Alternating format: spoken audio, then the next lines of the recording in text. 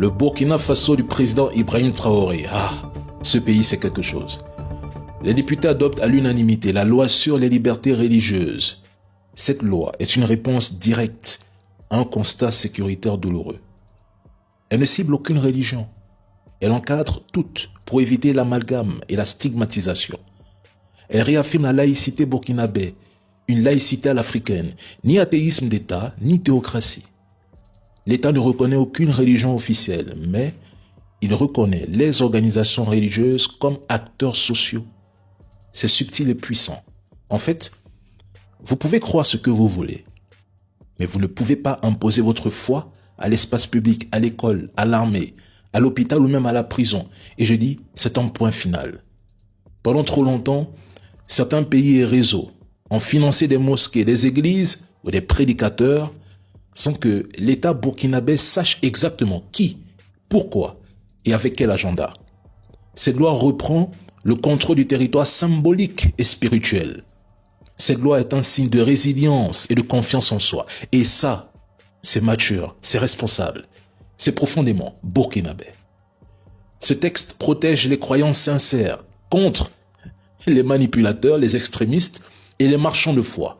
Il protège aussi les plus vulnérables, surtout les enfants, contre toute forme d'exploitation religieuse. Et il envoie un message clair à l'extérieur. Le Burkina Faso reste ouvert à la spiritualité du monde, mais maître chez lui. Une très belle prestation de l'équipe ivoirienne. Fier de vous les éléphants, fier de l'Afrique. Bravo. Vous avez livré une performance digne d'une grande nation. L'équipe a montré du caractère, une belle solidarité et un vrai niveau international. Cependant, il y a eu des lacunes qui ont coûté cher.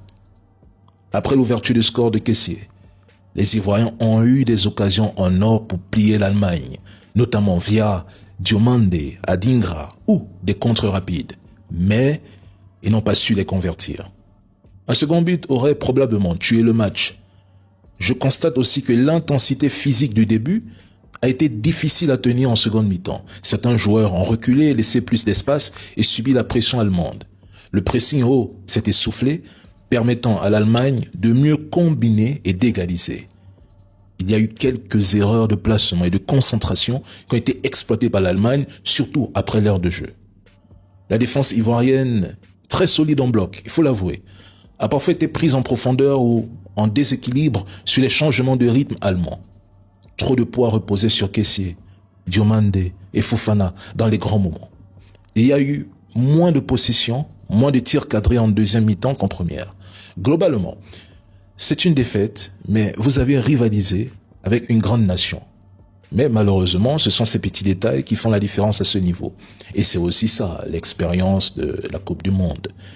Les éléphants ont montré qu'ils ont le niveau de cette compétition. Ah oui, il faut juste corriger quelques petits défauts pour les prochains matchs. Et moi, je pense que cette équipe peut aller loin. Force, surtout force à l'Afrique, parce que c'est l'Afrique qui gagne de toute façon. L'Ukraine est sacrifiée par l'Union européenne et par Washington sur l'autel d'une guerre par procuration contre la Russie.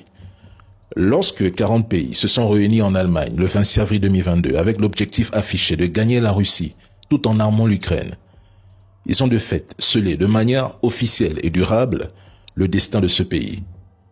Ils ont transformé l'Ukraine en chair à canon, un immense champ de bataille où des vies ukrainiennes sont consumées pour affaiblir Moscou, où l'on teste du matériel militaire occidental, où l'on construit des labos et où le pays devient une zone de blanchiment d'argent à ciel ouvert. Ceux qui continuent en 2026 à marteler que la Russie est en train de perdre parce que l'Ukraine lance des drones sur Moscou ne font pas que se mentir à eux-mêmes. Ils accélèrent activement la catastrophe humaine en Ukraine. Chaque livraison d'armes supplémentaires, chaque soutien occidental, chaque billet de dollars prolonge l'hémorragie.